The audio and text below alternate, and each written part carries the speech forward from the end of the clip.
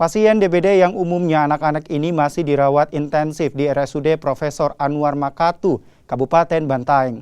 Hingga akhir Januari ini, masih ada sekitar 40 anak yang harus jalani perawatan intensif akibat DBD.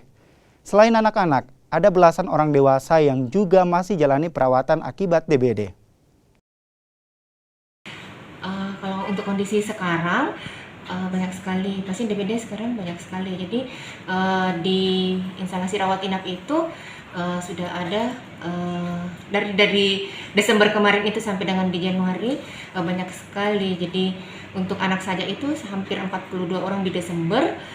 Di Januari juga itu kami merawat sampai dengan tanggal 20 kemarin itu ada sekitar 40-an juga pasiennya.